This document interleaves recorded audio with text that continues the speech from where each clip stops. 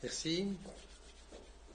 Je voudrais tout d'abord remercier D-Link, en particulier Gilles et Steve et Fabienne pour l'invitation qu'ils m'ont adressée pour parler ce soir de mon livre La faim tue.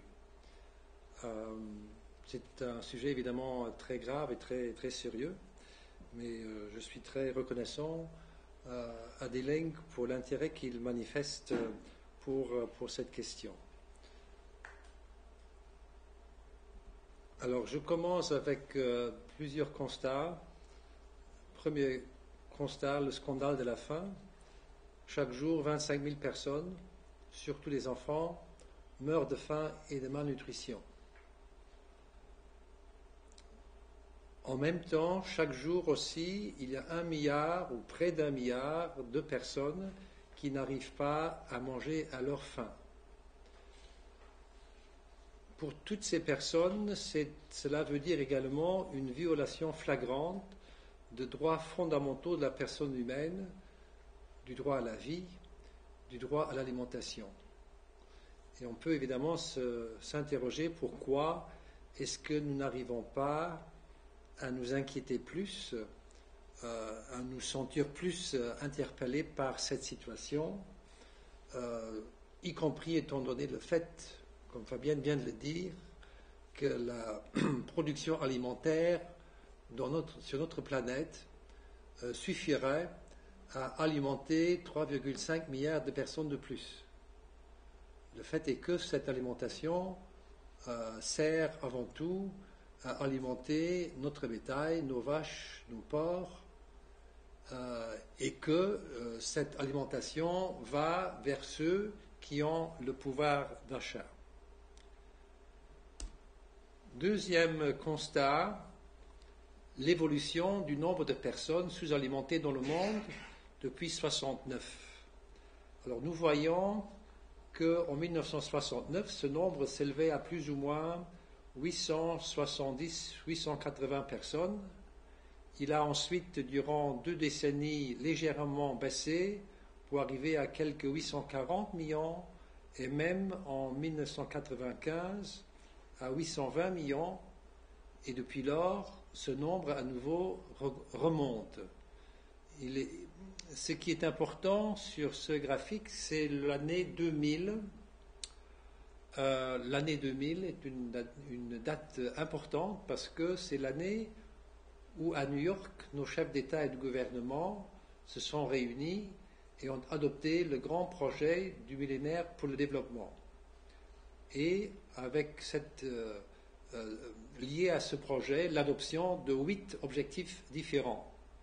Et l'objectif numéro 1 disait que nos chefs d'État et de gouvernement s'engageaient à réduire le nombre de personnes sous-alimentées, souffrant de faim, de moitié d'ici l'an 2015, donc dans 2 ans.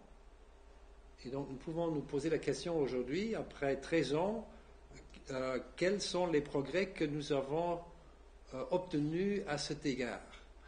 Le graphique ici montre que, loin de réduire ce nombre, il n'a cessé d'augmenter. Il a même atteint un nouveau record de 1 milliard de personnes en 2009, une année après le déclenchement de la crise alimentaire mondiale. Depuis, selon les chiffres publiés par la FAO, il a à nouveau un petit peu baissé. Nous sommes à quelques 870 millions dans cette situation. Et cela non pas parce qu'il y a eu une amélioration de la situation, mais parce que la FAO dit que nous avons un petit peu changé, amélioré notre méthodologie, notre manière de relever les statistiques. Donc, situation extrêmement préoccupante au regard des engagements politiques pris par nos chefs d'État et de gouvernement, et raison en fait de se mobiliser pour dire mais tout cela n'est quand même pas normal, tout cela n'est pas acceptable. Il faudrait quand même s'engager davantage pour redresser cette situation.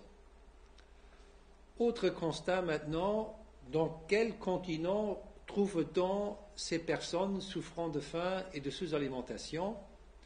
Alors ce graphique vous montre que le premier continent le plus affecté, c'est le continent asiatique.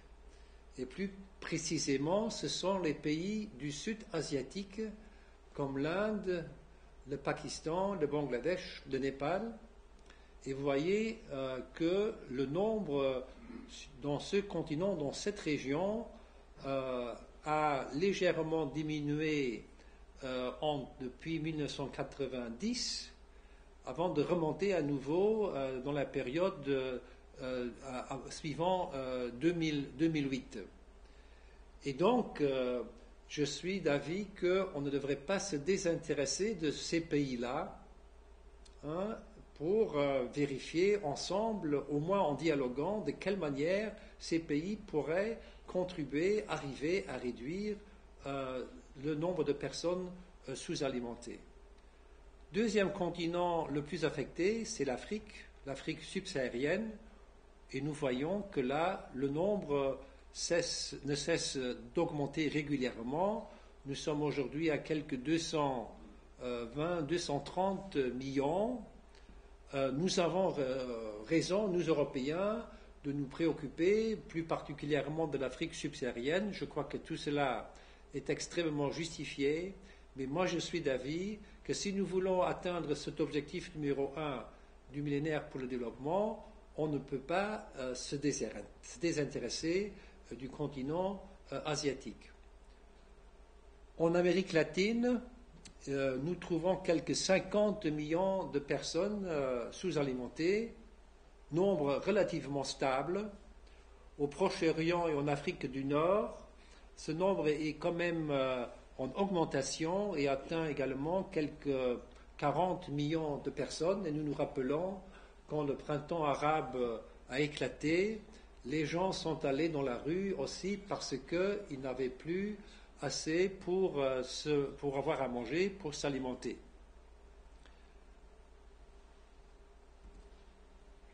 Dans chaque société, quel est le groupe social qui est le plus affecté par ce problème de la faim et de la malnutrition?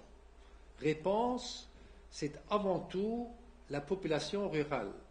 80% de ceux qui en souffrent vivent à la campagne et sont à raison de 50% de petits paysans, 20% sont des paysans sans terre et 10% sont des éleveurs, des pêcheurs, des travailleurs ruraux.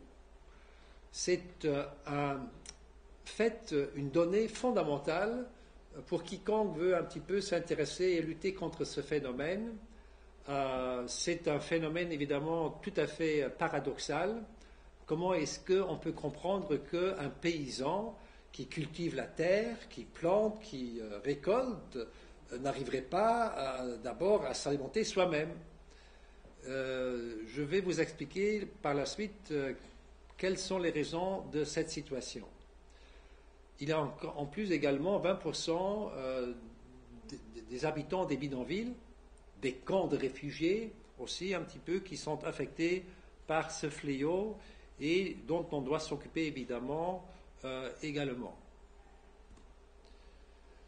Alors, parlant de la population paysanne et rurale, je dois également souligner qu'il s'agit d'une population au niveau mondial, planétaire, très importante, toujours très importante. Cette population représente plus ou moins 45% de la population mondiale, soit plus de 3 milliards de personnes. Nous avons sur notre planète 1 milliard 300 millions de paysans qui, avec leurs familles, constituent ces 3 milliards. Dans des continents comme l'Afrique subsaharienne, il y a entre 60 et 80% de la population qui vivent directement et indirectement de l'agriculture. Je rentre d'un voyage en Éthiopie.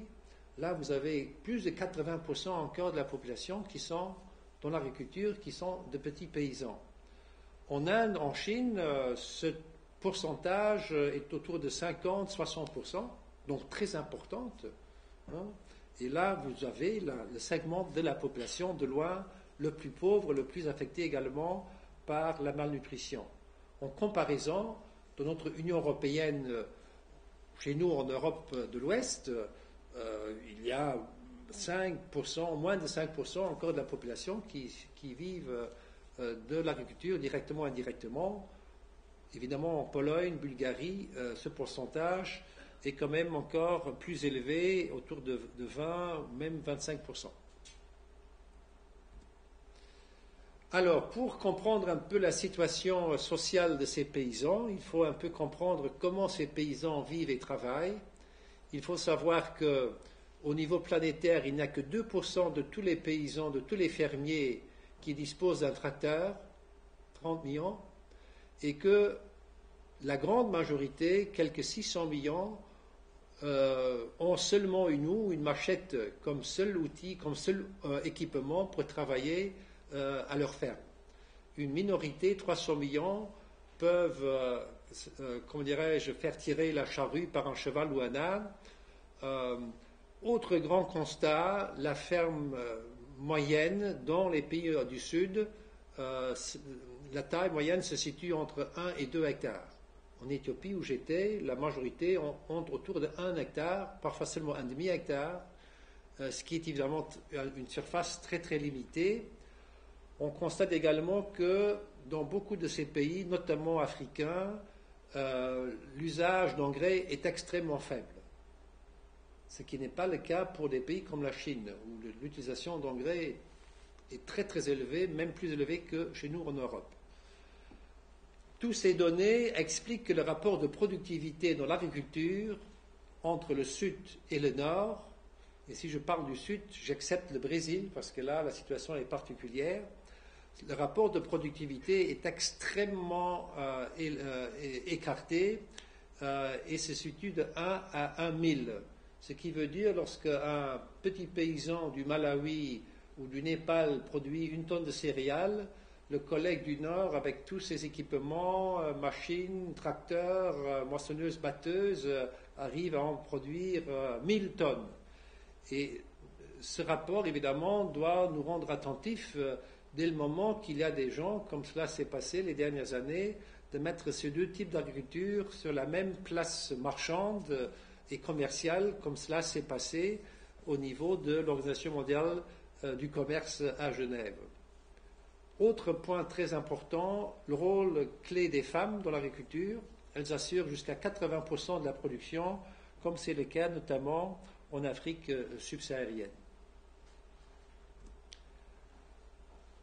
La grande cause pour moi de cette problématique de la faim et de la malnutrition se situe au niveau des stratégies poursuivies depuis une trentaine d'années au niveau mondial par les organisations financières internationales, la Banque mondiale, le Fonds monétaire international, appuyé par nos ministères des Finances. Il faut se rappeler qu'au début des années 1980, un très grand nombre de pays en développement sont tombés dans le piège de la dette. Ce n'était pas de leur faute, mais ils ont dû s'adresser à la Banque mondiale et au Fonds monétaire pour avoir de l'argent, pour avoir des prêts.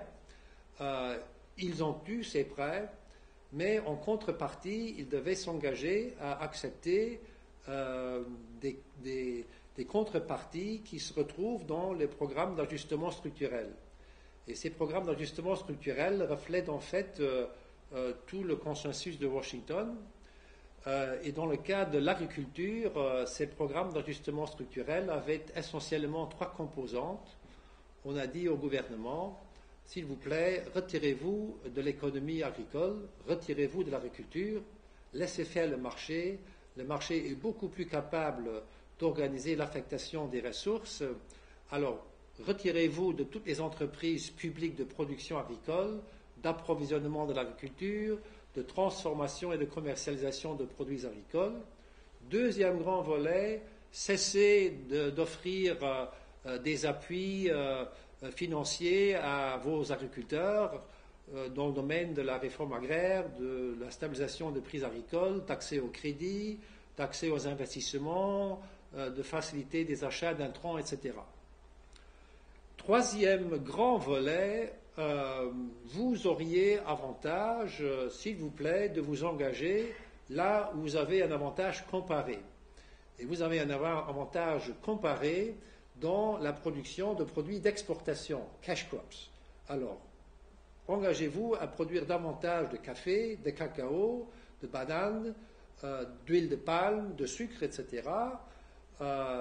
S'agissant maintenant de l'alimentation, de l'agriculture vivrière, laissez ça un peu de côté, oubliez un petit peu.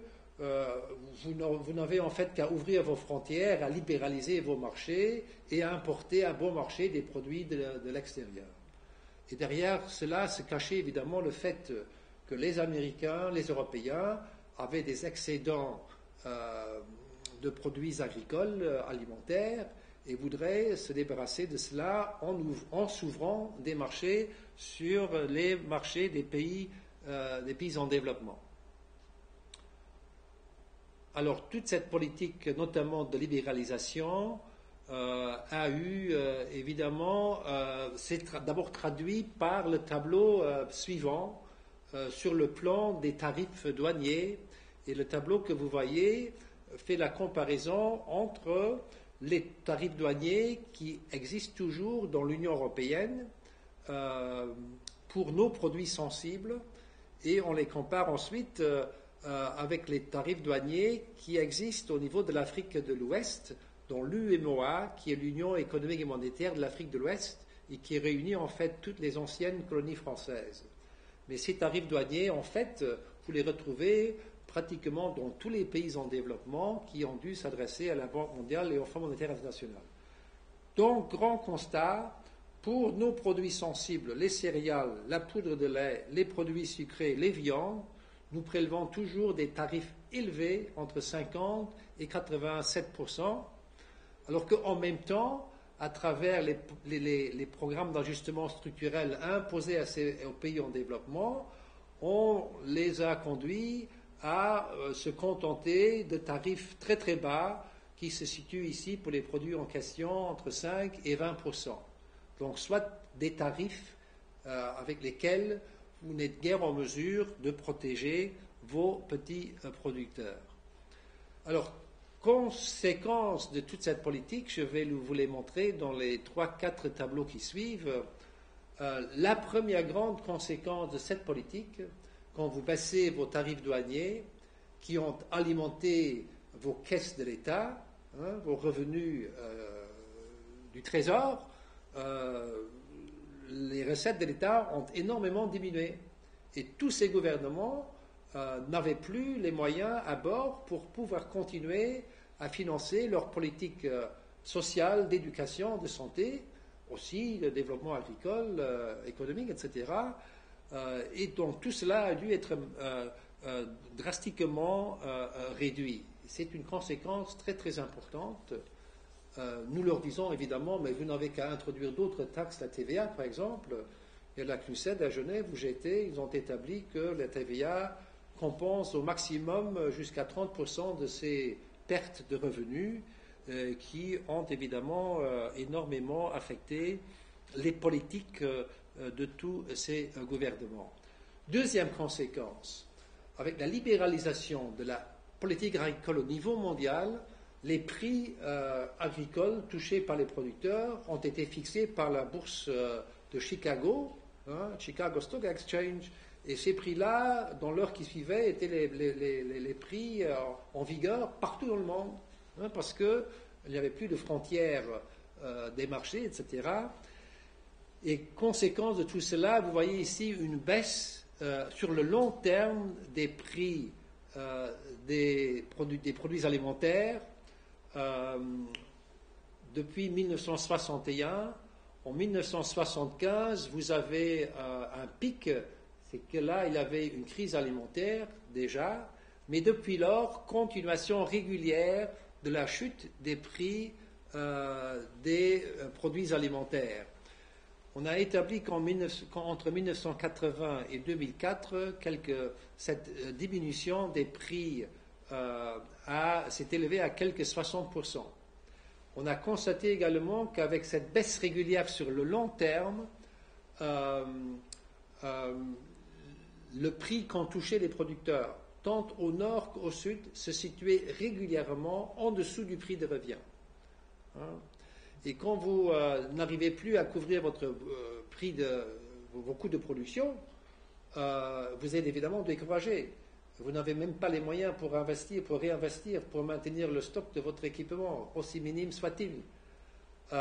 Chez nous, c'était le cas également, chez nous en Europe, mais la différence entre la situation de nos agriculteurs et ceux du Sud, c'est que depuis 1992, quand nous avons introduit la réforme McSherry, nous avons payé des aides de compensation, si je puis dire, à nos agriculteurs pour qu'ils arrivent au moins à couvrir leurs coûts, alors qu'en même temps, le petit producteur du Sud, avec sa petite mince récolte, il n'a touché pas le sou de son gouvernement, et donc on s'imagine les conséquences de tout cela.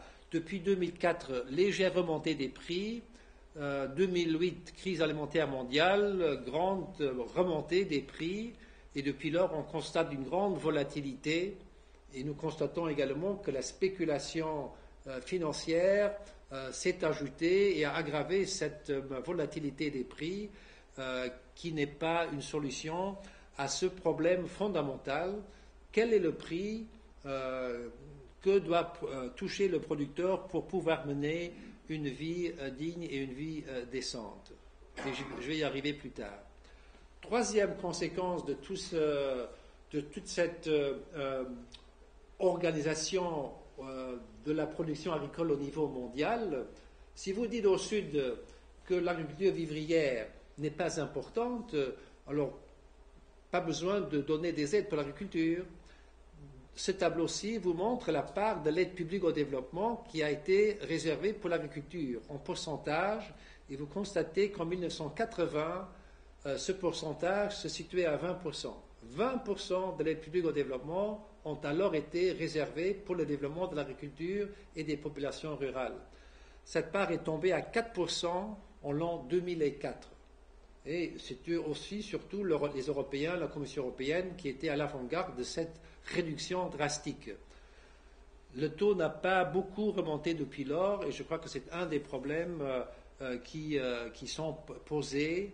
Et ce tableau illustre d'une manière dramatique la grande incohérence que nous avons en fait vécue dans nos politiques de développement depuis des décennies, en réduisant la part de notre aide publique au développement pour le secteur où se trouvait la majorité de la population la plus pauvre, la plus affectée par la faim et la malnutrition.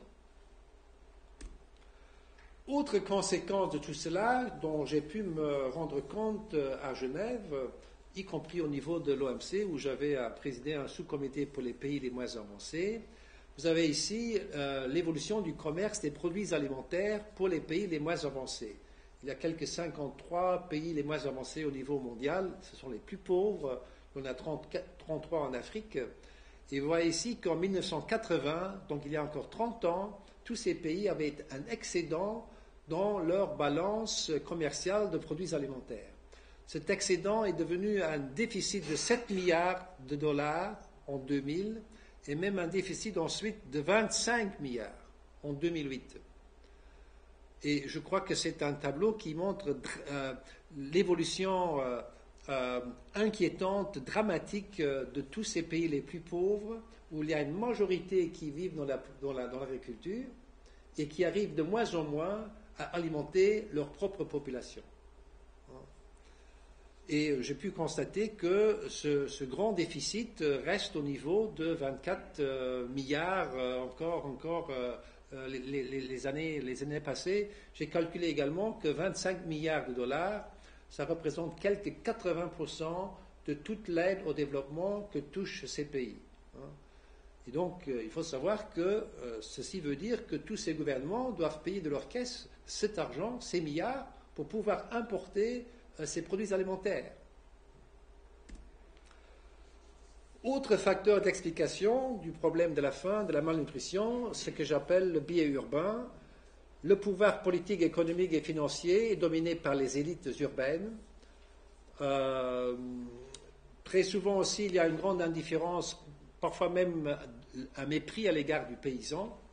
Les paysans vivent loin de la ville, sont mal informés, mal éduqués, très peu organisés en général, et donc égards mobilisables, ce qui permet au gouvernement de de ne pas trop se préoccuper de ces paysans qui sont à 300, 700, 1000 kilomètres loin de la ville et qui arrivent très rarement pour protester, comme nos fermiers peuvent le faire régulièrement quand ils ont des problèmes, ils vont à Bruxelles avec des tracteurs, etc. Dernière conséquence que je voudrais montrer, chaque année, il y a quelques 50 millions de personnes, surtout des paysans et leurs familles, qui quittent la campagne, qui n'ont pas de perspective de vie à la campagne, dans l'agriculture, et qui se rendent dans les villes, dans les bidonvilles, pour trouver une nouvelle existence, très souvent aussi illusoire. Il y a une urbanisation sauvage en Afrique maintenant qu'on peut observer, et en parallèle, il y a une augmentation des violences, du trafic de la drogue, etc.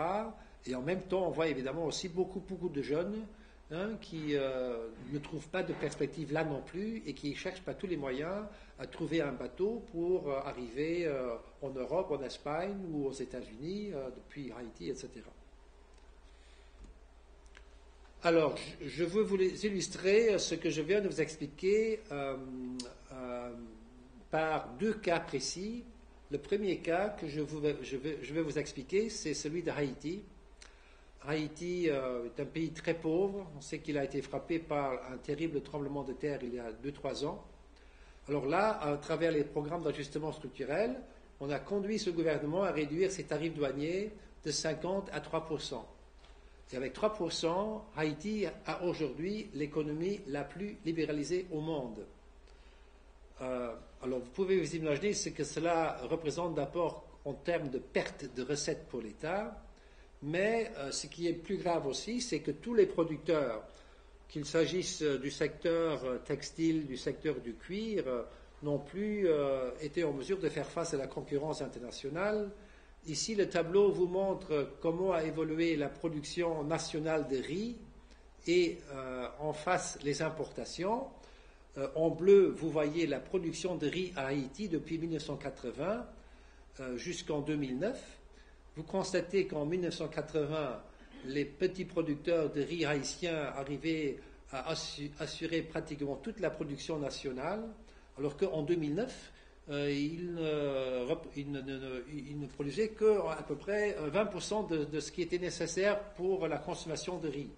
Et en même temps, vous voyez une évolution soudainement rapide des importations qui, en 2009, ont représenté 300 000 tonnes, qui est une somme énorme à payer par le gouvernement haïtien pour importer cette production. C'est du riz qui vient des États-Unis et qui vient sur le marché d'Haïti en dessous du prix de revient.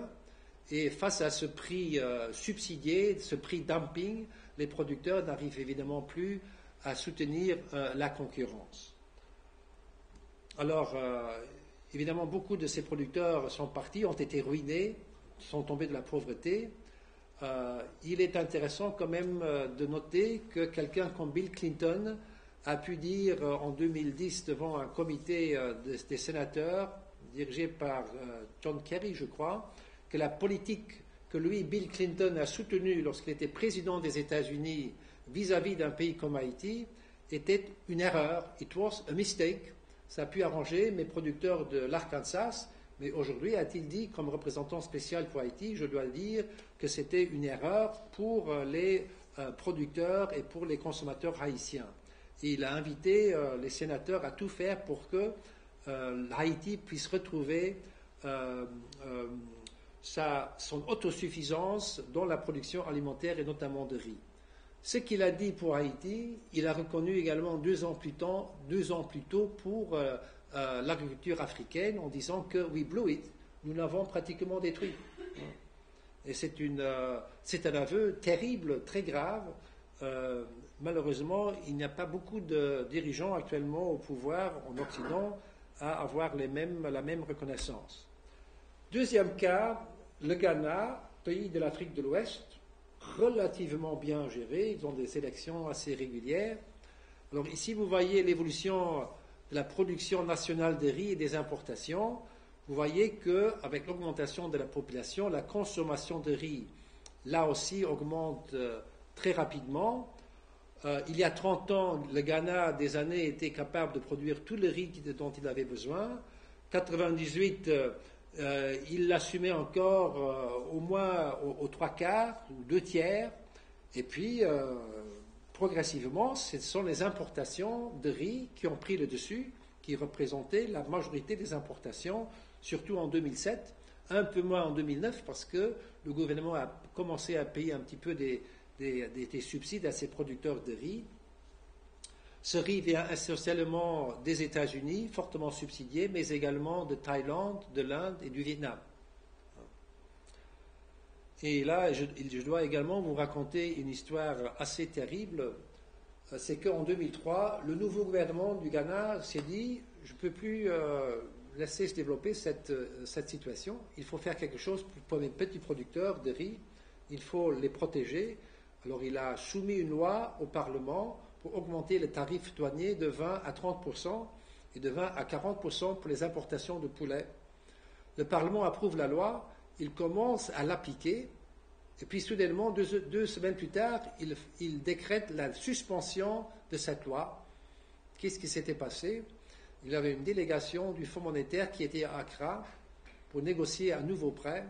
Lorsqu'ils ont eu l'information sur cette nouvelle loi, ils soulèvent le problème dans leur discussion avec le gouvernement ghanéen. Ils leur demandent qu'est-ce que vous êtes en train de faire?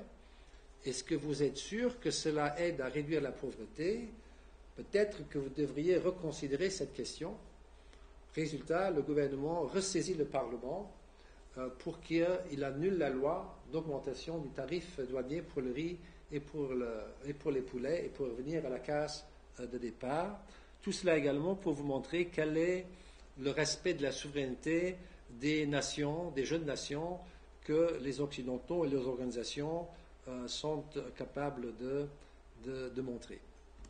Ici, la situation de la production et des importations de poulet entre 2002 et 2009. Et vous voyez qu'en 2002, on produisait plus ou moins la moitié encore des poulets consommés. Et puis, depuis lors, ce sont les importations, surtout de poulets européens, qui ont pris le dessus, qui représentent la majorité. Une grosse majorité des petits producteurs de poulets ont été ruinés.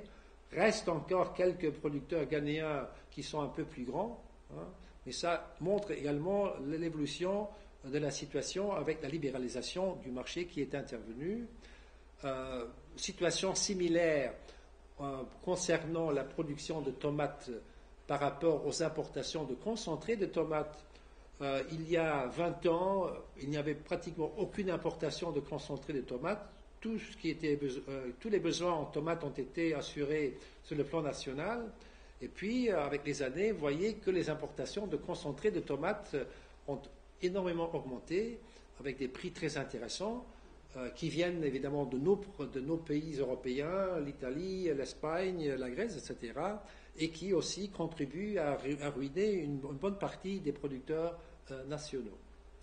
Donc, voilà les deux cas que j'ai voulu vous montrer comment a fonctionné le système de l'organisation de l'agriculture et de l'alimentation au niveau mondial, ensemble avec le système libéral de libéralisation tel qu'il a été introduit.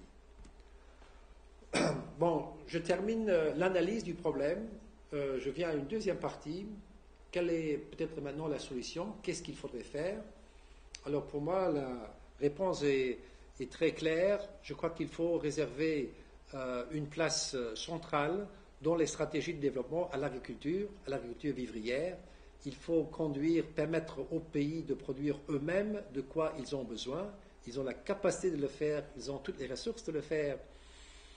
C'est très important la manière de s'y prendre et je crois qu'il est très important d'associer les personnes les plus concernées et en particulier les associations des paysans. Ce qui est crucial dans cette nouvelle approche, et il y a une nouvelle prise de conscience qui s'est quand même produite depuis 2008, qui doit produire plus? Qui doit assurer l'augmentation de la production qui est nécessaire pour une population mondiale qui augmente? Et là, il est essentiel de souligner que c'est aux petits producteurs que doit être réservé ce rôle. Ce sont ces petits producteurs, cette agriculture à petite échelle, small scale farming, qu'il faut appuyer. C'est là que vous avez le potentiel d'augmentation de la production le plus élevé. Et c'est là aussi, à ce niveau-là, que vous pouvez vraiment arriver à réduire de manière drastique la pauvreté si vous permettez aux petits producteurs d'augmenter sa production et aussi de toucher des prix quelque peu plus décents. Il faut donc investir beaucoup plus massivement dans l'agriculture. Il faut respecter les engagements qui ont été pris à cet égard-là. Je signale les engagements du sommet de Maputo qui engage les pays de l'Union africaine à réserver au moins 10% de leur budget à l'agriculture. Les pays industrialisés devraient prendre au sérieux leur engagement de réserver 0,7% de leur aide publique au développement d'ici 2015, et sur cette part réserver au moins, je dirais, 10% pour l'agriculture, comme le fait la Belgique, qui veut même aller jusqu'à 15% à moyen terme. Il faut développer les capacités humaines, parce que les compétences sont partout parties. Quand vous dites l'agriculture vivrière n'est pas important, les compétences en termes d'agronomes, de spécialistes, ils vont ailleurs, ils vont dans le secteur privé, il faut les retrouver, il faut les former à nouveau. Il faut faciliter l'accès aux intrants, aux infrastructures, développer les routes, les pistes rurales, l'électricité, l'irrigation. D'énormes investissements sont nécessaires. Il faut faciliter l'accès aussi au savoir, au crédit, y compris par la microfinance. Résoudre le problème des paysans sans terre en garantissant l'accès à la terre et en réalisant une authentique réforme agraire. Je vais arriver sur ce point plus tard pour vous raconter ce qui s'est passé à ce niveau-là dans les pays de l'Est de l'Asie. Il faut surtout des prix stables et rémunérateurs pour les producteurs. Comment y arriver? Je pense qu'il est nécessaire de sortir quand même quelque peu du marché mondial, parce qu'il est trop tôt pour tous ces pays, avec leur niveau de productivité, de rester exposés au marché agricole mondial. Et pour cela, il faut réguler à nouveau, il faut réguler les marchés agricoles, augmenter les tarifs douaniers. Il y a aussi d'autres billets. Il faut peut-être aussi recréer à nouveau des offices de commercialisation, donc des structures qui pourraient acheter à un prix rémunérateur les produits du producteur et puis les offrir aux consommateurs à un prix abordable, et couper ainsi également le rôle des intermédiaires qui est souvent un rôle très très négatif. Il faut développer des stocks alimentaires pour faire face aux imprévus, aux sécheresses, aux inondations qui réduisent très souvent de manière dramatique les récoltes. Il faut donc pouvoir prévoir pour l'avenir. Ici, je donne un exemple intéressant en termes de régulation du marché. Le Kenya a eu le courage d'augmenter le tarif douanier pour les importations de poudre de lait de 20 à 60% entre 1999 et 2004. Il est devenu autosuffisant de la production de lait. Il est même devenu exportateur. Il y a également une consommation intéressante de lait par tête au Kenya, qui est de 108 litres par tête, contre une consommation extrêmement rude encore en Afrique de l'Ouest, où on reste très très loin de la production de lait et où on importe, on couvre les besoins en la matière, surtout par des importations de concentrés de lait. Autre grand défi auquel doit faire face l'agriculture. L'agriculture est responsable et co-responsable pour les changements climatiques, émissions de CO2, émissions de méthane notamment. Nous constatons la dégradation rapide d'autres systèmes écologiques, érosion des sols, baisse des nappes phréatiques par une irrigation excessive très souvent, pollution des eaux, épuisement des ressources halieutiques parce qu'on pêche beaucoup trop, réduction dramatique aussi de la biodiversité et avancement de la désertification. Alors là, la réponse, c'est qu'il faut s'orienter vers peut-être un autre type de production, et je vise avant tout l'agroécologie, l'agriculture organique. Des recommandations ont été élaborées par 400 experts il y a 3-4 ans dans ce fameux rapport d'évaluation internationale des connaissances, sciences et technologies, qui disent qu'il faut aller vers l'agriculture organique biologique, qu'il faut soutenir les petits producteurs, que dans l'agriculture biologique, il faut s'appuyer sur des expériences, un know-how connu. Alors pour l'Afrique, ça veut dire agroforesterie, push-pull notamment, etc. Il y a un know-how local qui est important, qu'il faut encourager, qu'il faut ressortir et valoriser. Il faut valoriser aussi le rôle de la femme. Ce sont les grandes recommandations de ce rapport des 400 experts. Et je crois que nous, Européens, nous devons également nous saisir de cette dimension, de ce défi, maintenant que nous sommes en train de réformer la politique agricole commune. Je viens d'apprendre que la Commission d'agriculture du Parlement européen, cette semaine, a adopté un rapport qui ne dit pas grand-chose sur ce plan-là. Et je crois que c'est une faiblesse très très importante qu'il faudrait s'efforcer peut-être de redresser au niveau de la plénière. Que devrait faire l'Union européenne ? Pour moi, c'est clair, nous devrions arrêter les exportations de produits alimentaires, poulet concentré, de lait, de tomates, sur les marchés des pays en développement à des prix dumping, en dessous du prix de revient, contraire aux règles internationales. Arrêter les exportations qui ruinent clairement les conditions d'existence de millions de petits paysans et de leurs familles.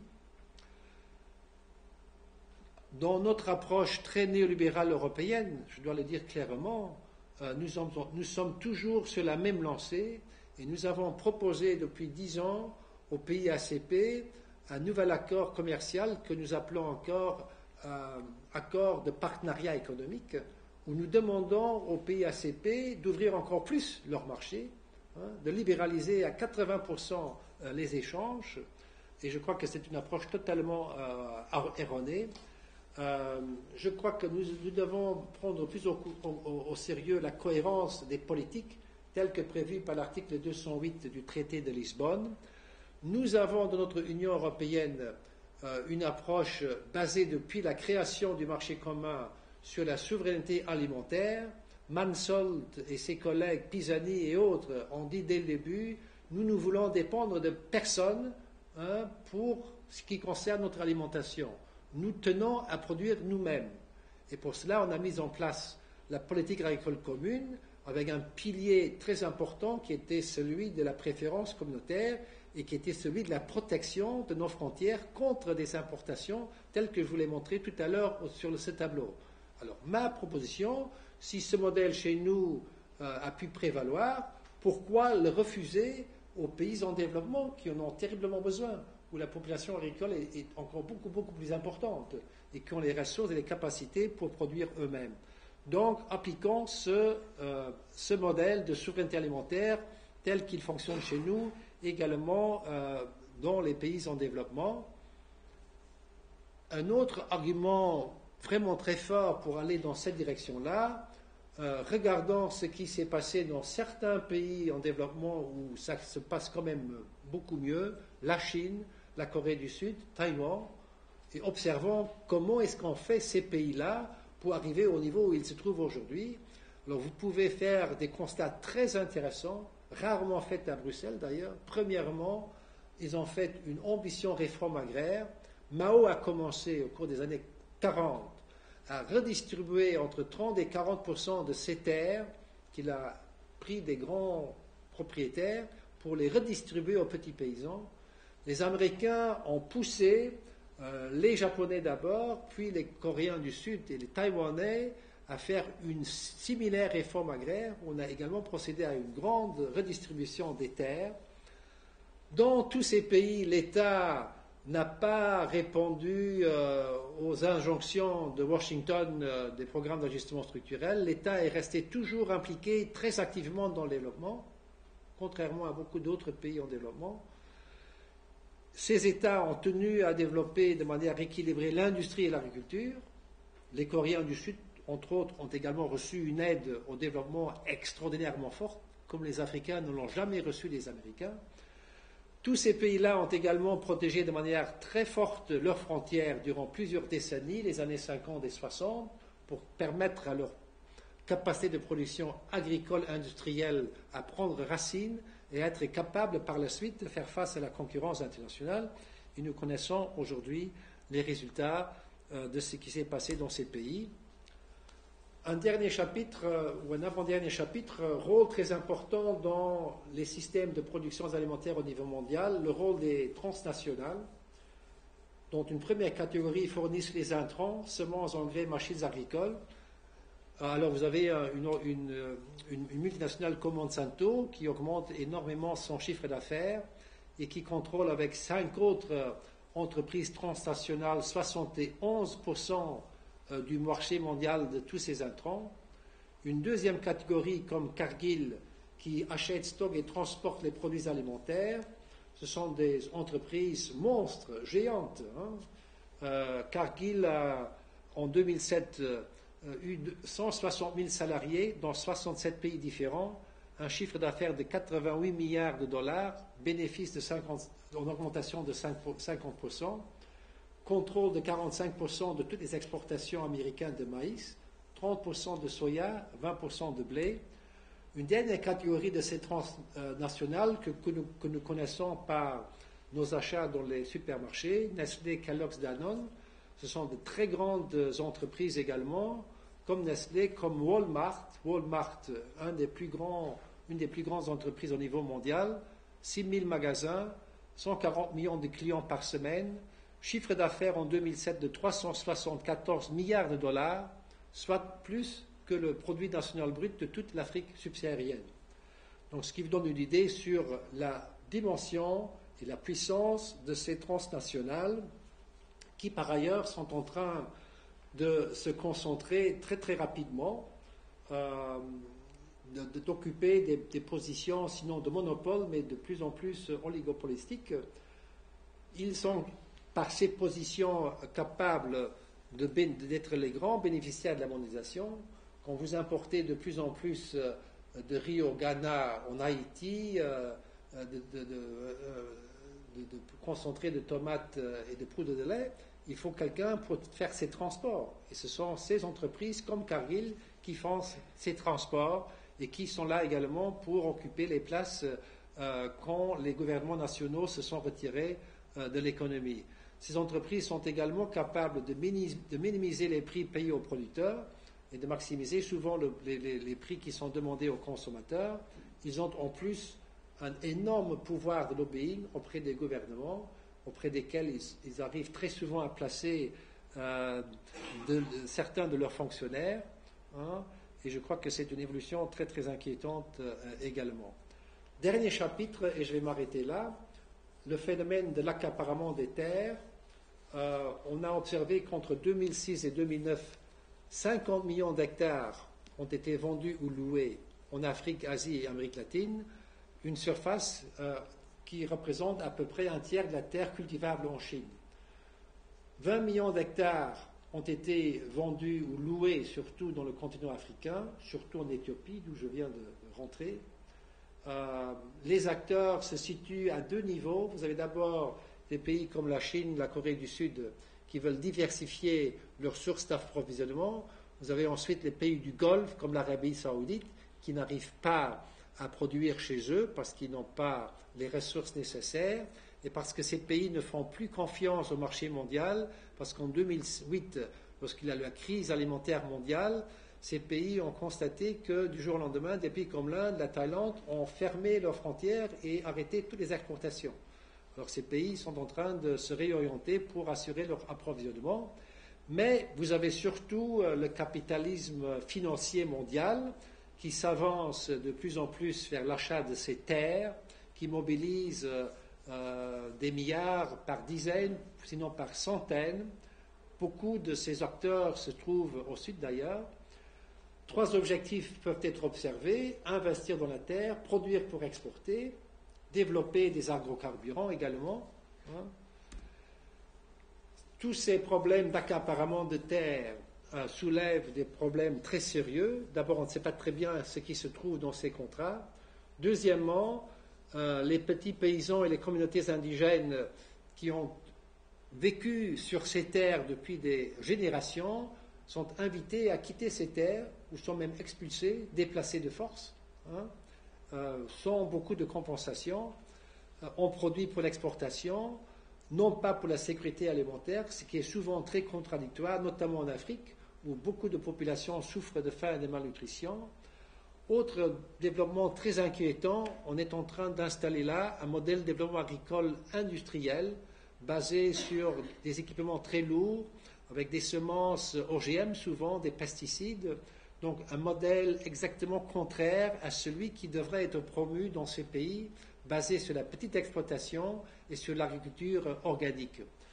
À Rome, à la FAO, un comité de sécurité alimentaire a établi des orientations volontaires pour redresser un petit peu la situation. Moi, je pose la question, est-ce que ces orientations volontaires sont suffisantes pour influencer les comportements de ces investisseurs privés notamment? Bon, je termine en vous présentant vite le sommaire de mon livre qui est fait en 3 parties. La première partie, les causes de la crise alimentaire. J'ai suffisamment parlé de cela. La deuxième partie, que faire, hein? Je crois que j'ai développé cette question-là également suffisamment. Dans une troisième partie, j'examine un petit peu le rôle des principaux acteurs, l'Union européenne, les États-Unis, la Chine, l'Inde, le Brésil notamment, et puis la question des agrocarburants, des biotechnologies, des entreprises transnationales. J'ai surtout fait le constat, lorsque j'ai écrit ce livre, de ce qui s'est passé en Chine, et c'est quand même très intéressant. La Chine compte 1,3 milliard d'habitants, mais la Chine, c'est ce qui représente quelques 19% de la population mondiale. Mais la Chine ne dispose que de 9% des terres cultivables. Et malgré cela, la Chine, jusqu'à très récemment, est arrivée à produire toute la nourriture nécessaire à sa population. Et malgré cela, j'ai constaté également que la surface moyenne du paysan chinois est inférieure également à 2 hectares. Alors là, j'ai été très étonné et j'ai regardé un petit peu, mais comment est-ce qu'ils arrivent à produire tout ça? Le fait est que pour les gouvernements chinois, l'alimentation alimentaire nationale, par les propres moyens, était toujours un objectif stratégique. Il y avait toujours une volonté politique très forte pour y arriver. Et puis, on constate également que le producteur, le fermier, petit paysan chinois, il diversifie sa production, il fait du maraîchage, produit des légumes, des fruits, à côté de quelques céréales, des animaux domestiques, etc., qui sont élevés. Ils utilisent pas mal d'engrais également, et avec tout cela, ils sont arrivés à se faire. Et donc, j'ai trouvé que la Chine est quand même un cas très très intéressant, notamment dans ce domaine de la production agricole. Je parle également dans mon dernier chapitre de le rôle que je voudrais voir réservé à la société civile et aux organisations paysannes pour qu'ils puissent affirmer leurs intérêts et faire pression sur leur gouvernement. Et j'espère que les évolutions qu'on peut observer avec des créations de fédérations agricoles comme le repas en Afrique de l'Ouest, la Via Campesina au niveau mondial, les choses finalement arriveront un petit peu à bouger. J'ai ainsi terminé ma présentation et je vous remercie infiniment de votre patience et de votre attention. Merci beaucoup.